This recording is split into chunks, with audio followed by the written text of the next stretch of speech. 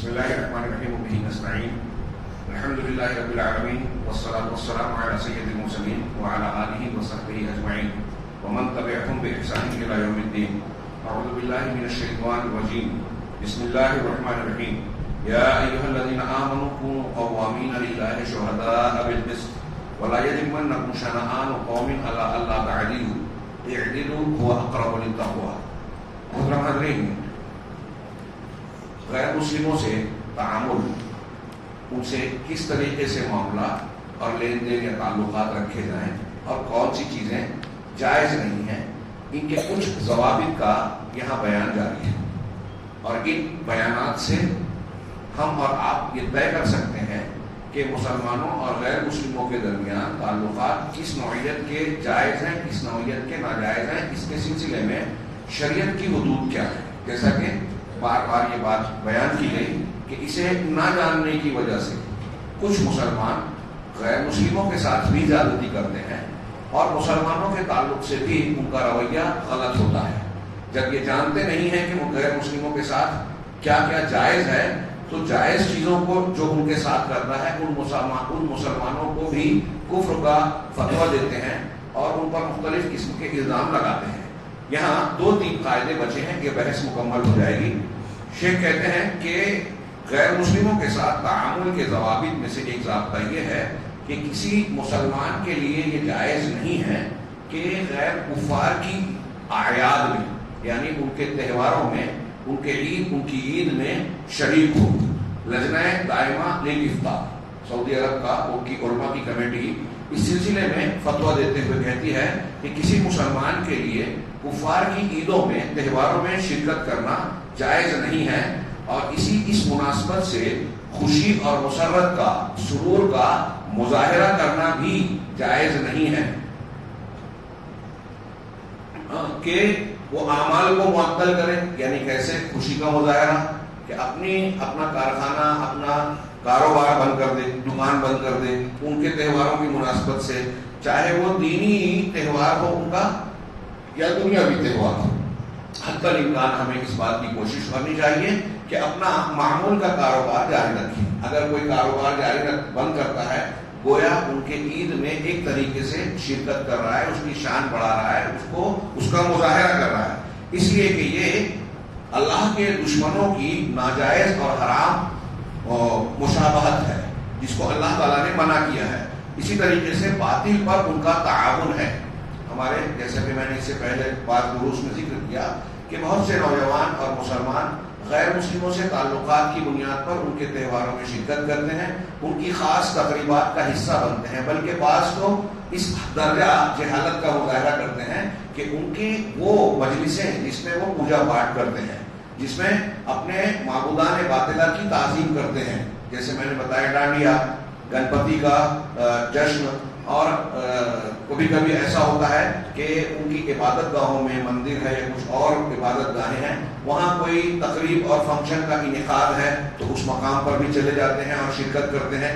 یہ ساری شکلیں ناجائز ہیں. وقت سبق عن رسول اللہ صلی اللہ علیہ وسلم سے ثابت ہے کہ آپ نے فرمایا من تشبہ بقوم فہو منہم، جس نے کسی قوم کی مشابہت اختیار کی وہ انہی میں سے ہے. اب جب آپ ان کے تہوار پر ایسی کوئی چیز اختیار کر رہے ہیں تو ایک مثال دی دکان بند کرنے کی، کام کو معطل کرنے کی، چھٹی دینے کی، اگر ایسی کوئی بھی چیز اختیار کر رہے ہیں جس سے ان کے تہوار کی شان بڑھ رہی ہے یا آپ اس کا لحاظ کرتے ہوئے نظر آ رہے ہیں تو یہ ان کی مشابہت ہوئی. اور اللہ کے نبی صلی اللہ علیہ وسلم کا یہ فرمان ایک جملے کا غور کیجیے کتنا خطرناک ہے کہ اگر آپ یا کوئی مسلمان کسی دوسری قوم کی مشابہت اختیار کرتا ہے، آگے اس کی وضاحت آ رہی ہے کہ ایسی چیز جس میں ان کی پہچان ہوتی ہے، ان کی خصوصیات ہوتی ہے کافروں کی، ایسی چیز میں ان کی مشابہت اختیار کرتا ہے تو یہ انہی میں شمار ہوگا. یعنی مسلمان اگر عیسائی کی مشابہت اختیار کر رہا ہے تو رسول اللہ صلی اللہ علیہ وسلم فرما رہے ہیں کہ وہ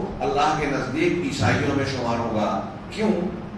اس کی بڑی تفصیلات ہیں. ایک جملے میں یہ بیان کروں کہ جو شخص کسی معاملے میں دوسرے مذہب کی کسی چیز کو اختیار کرتا ہے، اس کو پسند کرتا ہے، تو گویا وہ اپنے اس عمل سے یہ کہہ رہا ہے کہ مجھے اس دین اسلام کی یہ چیز پسند نہیں، اللہ اور اس کے رسول کے دین کے مقابلے میں اس دین کی یہ چیز اچھی لگ رہی ہے.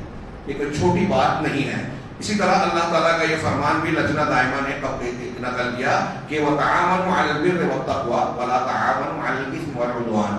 سورہ مائدہ کی اس آیت کے ٹکڑے کو میں نے اس سے پہلے بیان کیا تھا مجلس قرآن کے درس میں کہ یہ آیت آپ کو بہت ساری جگہوں پر دین کے مزاج اور اس کے حکموں کو بیان کرنے میں مددگار ہوگی.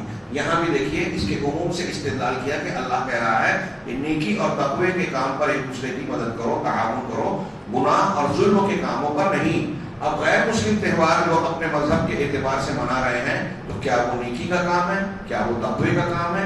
دین حق کے خلاف, اللہ اور اس کے رسول کی تعلیمات کے خلاف جو چیز ہو رہی ہے وہ نیکی نہیں ہے, وہ گناہ ہے. اب اس میں اگر آپ کسی بھی معنی میں شریک ہو رہے ہیں تو آپ برائی میں تعاون کر رہے ہیں. اسی طرح لجنہ دائمہ اپنے ایک دوسرے فتوے میں کہتی ہے کہ کسی مسلمان کے لیے, بہت غور سے, یہ بظاہر مشکل نظر آتا ہے, کسی مسلمان کے لیے جائز نہیں ہے کہ نصارہ کو ان کے تہوار پر مبارکباد دے, تہنیت پیش کرے, اس لیے کہ یہ بھی گناہ کے معاملے میں تعاون کی شکل ہے اور ہم کو اس سے منع کیا گیا ہے.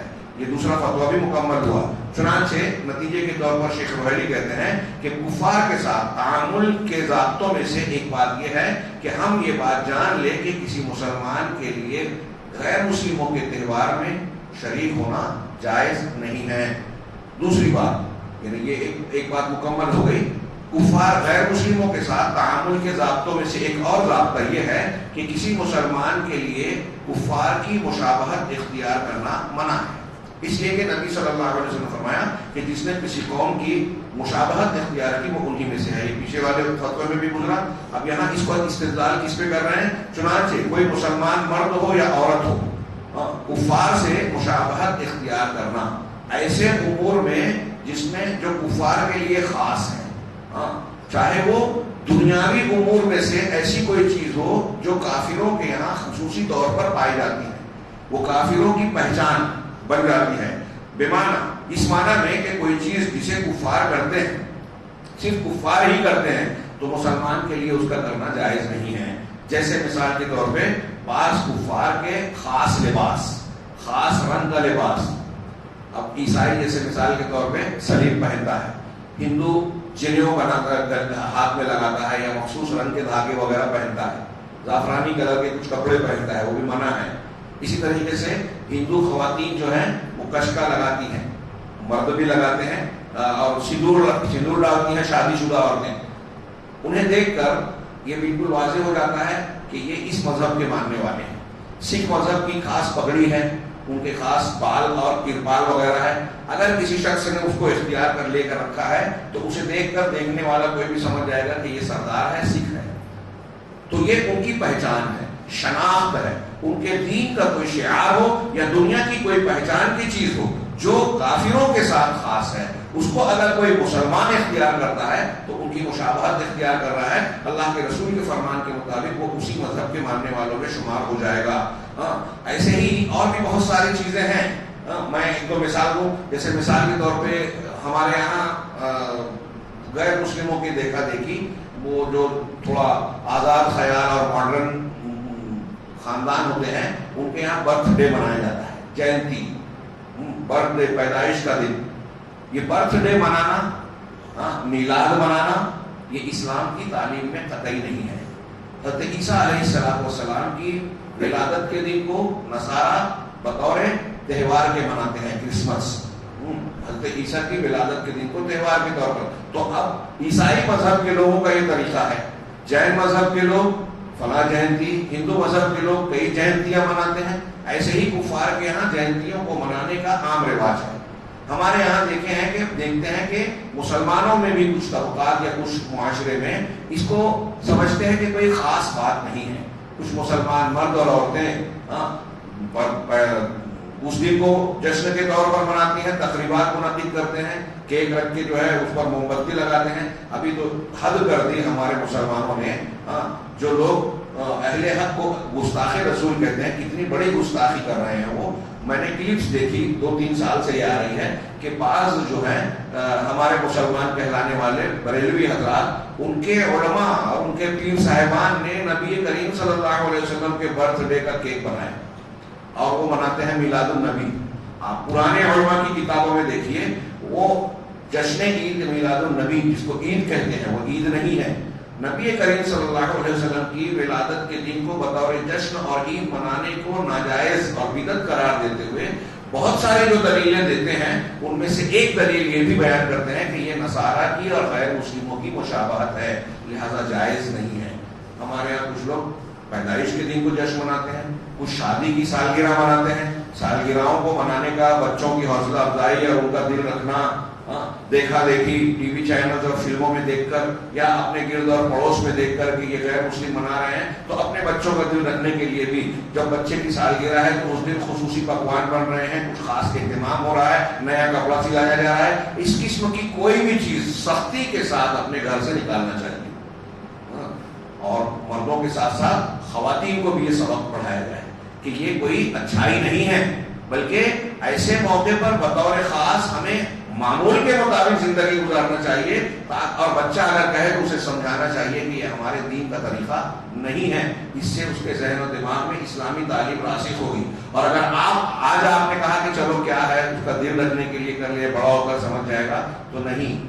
آپ نے تربیت کر دی، بڑا ہونے کے بعد اس کے ذہن و دماغ میں یہ بسے گا کہ ہمارے ماں باپ یہ کرتے تھے، وہ جانکار ہم سے زیادہ تھے، وہ دین سمجھتے تھے، لہذا ہمارے دین اور شریعت میں اس کی کشادگی ہے. رواداری اور کشادگی کے نام پر پھر وہ ایسی رسموں کو اختیار کرتے ہیں جو غیر مسلموں کا شعار اور پہچان ہے. یہ میں نے دو ایک مثالیں دی، ایسی اور بھی برتھ ڈے اور دوسری کچھ جشن اس طرح کے منائے جاتے ہیں. ولا يجوز للمسلم، اسی طریقے سے کہہ رہے ہیں کہ مسلمان کے لیے کسی معین کافر کی مشابہت اختیار کرنا بھی، ایک تو ہے قوم کی کہ فلاں مذہب کے لوگوں کی مشابہت اختیار کی جائے.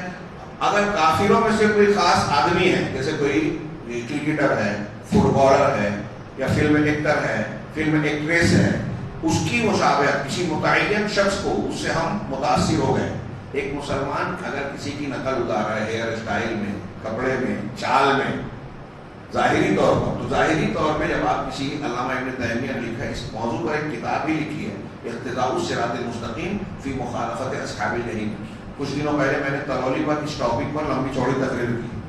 علامہ ابن تیمیہ نے اس پوری کتاب میں لکھا کہ اسلام کی اور صراط مستقیم کی تعلیم اور اس کا ایک بہت بڑا اصول یہ ہے کہ آپ اگر صراط مستقیم پر قائم رہنا چاہتے ہیں تو اصحاب جحیم جو جہنم کے راستے پر چلنے والے باطل مذاہب والے ہیں ان کی مخالفت کریں.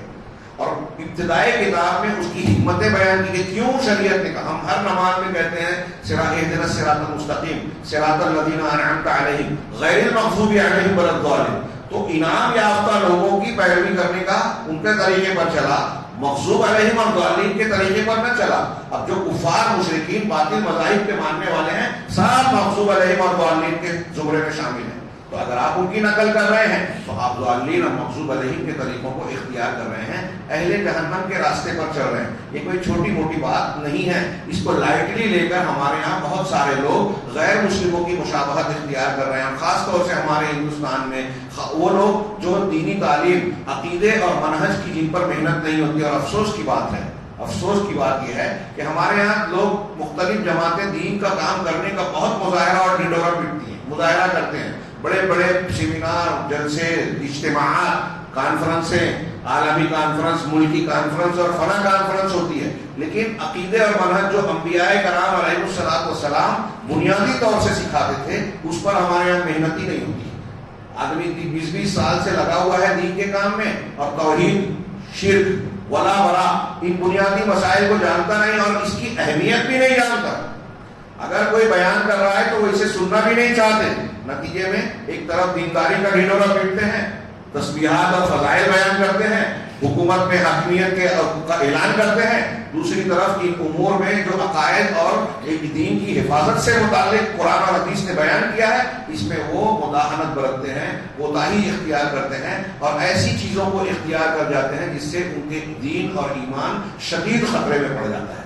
اس لیے ان مسائل کی اہمیت کو سمجھ کر ان مسائل پر غور کرنا چاہیے. چنانچہ شیخ نے کہا کہ کسی معین کافر کی مشابہت اختیار کرنا بھی مسلمان کے لیے جائز نہیں ہے. مثال کے طور پہ انہوں نے بیان کیا کہ کوئی عورت اپنے بال کو مخصوص انداز میں کاٹتی ہے، چوٹی بناتی ہے، کہ فلاں کافر عورت کے اسٹائل میں، آج کی زبان میں کہیں ہیئر اسٹائل، اس کا جو طریقہ ہے بال کا، اس طریقے سے میں بھی اپنا بال رکھوں، کاٹوں یا اس کو سنواروں. کبھی ٹی وی چینل پر فلم میں تصویر میں دیکھ کر کسی غیر مسلم کے طریقے پہ اپنا بال کاٹے بنائے کوئی لڑکی یا کوئی مرد.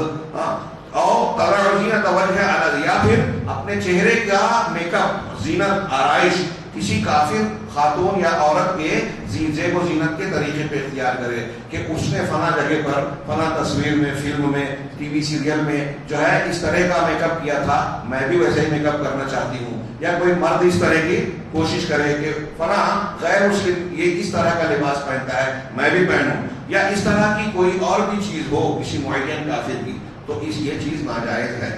اما یہ تو مخصوص چیزیں ہیں، لیکن ایک بات اس میں وضاحت ہو جائے کہ رہے وہ چیزیں جس میں تمام مخلوقات مشترک ہوتے ہیں اور اپنی ضرورت اور حاجت کے مطابق اسے انجام دیتے ہیں، جیسے سواریوں پر سوار ہونا یا اس طرح کی اور کوئی چیز، تو ایسی چیزوں میں مسلمان کے لیے وہ کام کرنا جو کافر کرتا ہے اس میں کوئی حرج نہیں ہے. جیسے اس کا مطلب یہ ہے کہ ایک آدمی کسی گاڑی پر سوار ہوتا ہے اور کافر بھی جو ہے گاڑی پر سوار ہوتے ہیں، تو اب آپ اور ہم کو کوئی آ کے کہے کہ دیکھیے آپ مشابہت سے منع کرتے ہیں، تو وہ کافر ٹرین میں جا رہا ہے، آپ ٹرین میں کیوں جا رہے ہیں؟ وہ کافر کار پہ چلتا ہے، ٹو ویلر پہ چلتا ہے، تم کیوں چل رہے ہو؟ تو کہہ رہے ہیں کہ یہ چیزیں مضرت نہیں، کیونکہ یہ اس کافر کی خصوصیت اور پہچان نہیں ہے. اس میں سارے انسان شریک ہیں اس حیثیت سے کہ وہ انسان ہے. تو ایک انسان بحیثیت انسان اپنی ضروریات کو پورا کرنے کے لیے جو چیزیں کر رہا ہے اس میں کوئی حرج نہیں ہے، جو ان کے دین کی پہچان ہے. یہاں تک کہ اس سلسلے میں آپ اتنا اندازہ لگائیے کہ ہمارے دین نے ان چیزوں میں جو مذہبی اعتبار سے ان میں اور ہم میں مشترک ہے ان سے ہم کو فرق کرنے کی تعلیم دی ہے کہ کسی صفت میں تعداد میں فرق. جیسے عاشورہ کا روزہ یہودی بھی رکھتے ہیں، 10 محرم کا ہم بھی رکھتے ہیں. اللہ کے رسول صلی اللہ علیہ وسلم نے کہا کہ آئندہ سال اگر میں زندہ رہا تو 10ویں کے ساتھ 9ویں کا بھی رکھوں گا تاکہ یہود کی مخالفت ہو جائے. اللہ کے رسول صلی اللہ علیہ وسلم نے فرمایا کہ یہود اور نصارہ بھی داڑھی رکھتے ہیں، مونچھ رکھتے ہیں، لہذا تم مونچھ کو کاٹو، داڑھی کو چھوڑ دو، یہود کی مخالفت کرو. داڑھی پر رنگ لگاؤ، خضاب یعنی مہندی کا، اور کالے سے بچو، اور تم یہود و نصارہ کی مخالفت کرو.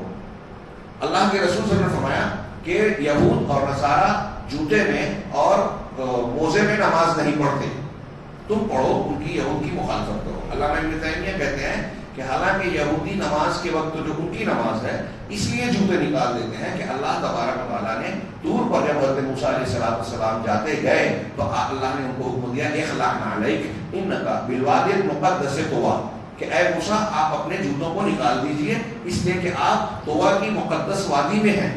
اس حکم کی پیروی کرتے ہوئے یہودی اپنی نماز کے وقت جوتے نکالتے ہیں، لیکن اللہ تعالیٰ اللہ کے رسول نے ہم کو کہا کہ وہ بھی نماز پڑھتے ہیں، ہم بھی حالانکہ ان کی نماز کے طریقے میں بھی فرق ہے، لیکن کہا کہ کبھی کبھی جوتے اور موزے میں بھی نماز پڑھ لیا کرو اور یہود کی مخالفت کرو. آپ غور کیجیے کہ جو چیز ہم میں اور ان میں مشترک ہے اس میں تعداد میں، کیفیت اور صفات میں، خاص طور سے مذہبی اور دینی چیزوں میں، اور دنیاوی امور میں کوئی کہتا ہے کہ وہ کپڑے پہنتے ہیں تو ہم نہ پہنیں، وہ سواری کرتے ہیں تو ہم نہ کریں، یہ صحیح نہیں ہے. ان چیزوں میں ان کی مخالفت کی جائے گی جس میں جو ان کی پہچان ہے. تو کہہ رہے ہیں کہ فہذا لا بأس للمسلم ان يفعله، یہ ایسی چیز ہے کہ مسلمان کا یہ کرنا اس میں کوئی حرج نہیں ہے. ھذا فی امور الدنیا، یہ دنیا کے امور میں ہے. ہاں، دنیا کے امور میں جو تمام انسانوں میں مشترک ہے وہ ہم کر سکتے ہیں، جو ان کی خصوصیت ہے وہ نہیں کر سکتے. تو اب کہہ رہے ہیں کہ جب دنیا کے امور میں یہ پابندی ہے تو مسلمان کے لیے بدرجہ اولا جائز نہیں ہے کہ دین کے معاملات میں جو انہوں نے ایجاد کیا، بدعت بنائی ہے عقائد میں، عبادات میں اور مختلف کاموں کے خاص موسم اور خاص دن کے طور پر، عید کے طور پر اس میں شریک نہ ہو، اس کا حصہ نہ بنے. میں اس کو اگر غلطی نہ ہو تو غور کرنے کی بات ہے، اگر کفار مشرکین کسی خاص دن کو کہتے ہیں فلاں ڈے، اما ڈے، کسی چیز کے ساتھ منسوب کرتے ہیں تو یہ ان کا مقرر کیا ہوا دن ہے، ہماری شریعت کا حصہ نہیں ہے. بہرحال اور بہت سارے لوگ تحریکی اور اس مزاج رکھتے ہیں، وہ ان کی نقالی کر کے ہمارے یہاں بھی دن مناتے ہیں. کہہ رہے ہیں کہ یہ ضابطہ، شیخ روحانی نے کہا کہ یہ ضابطہ اپنے مقام اور مرتبے کے اعتبار سے دین کے مسائل میں بہت بڑا ہے، عظمت کا حامل ہے. ایک اور ضابطہ بتایا انہوں نے، غیر مسلموں کے ساتھ تعامل کے ضابطے میں یہ ہے کہ مسلمان کے لیے جائز نہیں ہے کہ کہ وہ غیر مسلم سے سلام میں ابتدا کرے، اس لیے کہ سلام کرنا یہ اکرام ہے، بہت بڑا اکرام ہے. آپ پہل کرتے ہیں سلام میں تو جس سے کر رہے ہیں اس کو عزت دے رہے ہیں، اور کافر کے لیے اس کا آغاز جائز نہیں ہے، بلکہ مسلمان کے لیے یہ جائز ہے کہ جب کافر سلام میں پہل کرے تو وہ جواب میں صرف اتنا کہے وعلیکم. جب کافر مسلمان سے یہ کہے السلام علیکم تو کافر یہ جواب دے وعلیکم، بس اتنا کہے. رہا سلام میں غیر مسلم سے پہل کرنا اگر مجبوری پڑ جائے تو کچھ تحیات کے جو دوسرے الفاظ ہیں، سلام کی بجائے دوسرے الفاظ کہے جائیں گے، وہ جائز ہے. جیسے مثال کے طور پہ مسلمان کسی غیر مسلم سے مجبور ہے، اس کا آفس میں کام کرنے والا باس ہے یا کوئی ایسا ہے جو کرنا پڑ رہا ہے، تو ایسی صورت میں اس کو صباح الخیر، جیسے انگریزی میں جس کو گڈ مارننگ کہتے ہیں، گڈ مارننگ، گڈ ایوننگ اور اس قسم کے الفاظ، و صباح النور، خاص طور سے جب شروعات کرنے کا مقصد انسان کے نزدیک، ایک مسلمان کے نزدیک یہ ہو کہ میں جس غیر مسلم سے بات کرنے جا رہا ہوں، ملاقات کرنے جا رہا ہوں، اس کو مجھے اسلام کی سماحت، اس کی حقانیت اور اس کی رواداری بتانا ہے. اگر اس قسم کا مقصد ہے اور یہ امید ہے کہ وہ کافر مسلمان ہو سکتا ہے، اسلام کی طرف راغب ہو سکتا ہے، تو ایسی صورت میں انسان کے لیے جائز ہے کہ وہ اس طرح سے شروعات کرے.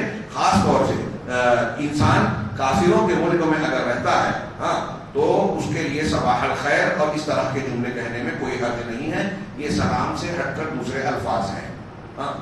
لجنہ دائمہ اس سلسلے میں بحوث علمی اور افتاحی کہتی ہے کہ کافر سے سلام میں ابتدا کرنا جائز نہیں ہے، اس لیے کہ حضرت ابو ہریرہ رضی اللہ تعالیٰ عنہ سے روایت ہے کہ رسول اللہ صلی اللہ علیہ وسلم نے فرمایا کہ لا تبدؤوا اليہود والنصارى بالسلام، یہود اور نصارہ سے سلام میں ابتدا نہ کرو. جب تم ان میں سے کسی سے ملو تو ان کو مجبور کرو کہ راستے کی تنگی کی طرف جائیں. یہ ایک طریقے کی ناراضگی کا اظہار ہے. بدعتیوں کے ساتھ بھی یہی رویہ اختیار کرنے کی تعلیم ہمارے علماء سلف و خلف نے دی ہے.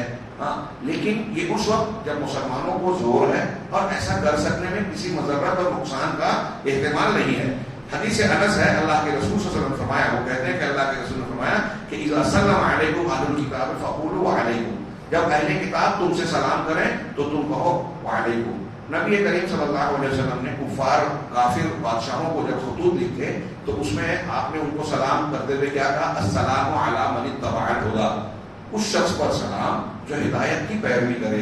السلام علیکم تم پر سلامتی ہو یہ نہیں کہا. جو ہدایت کو مان لے، اسلام کو مان لے، اس پر سلامتی. نبی صلی اللہ علیہ وسلم کا یہ طریقہ بھی ہم کو رہنمائی کرتا ہے کہ اگر ہم کو کہیں مجبوری ہو جائے تو اس طرح کا رب کے الفاظ استعمال کرنا چاہیے.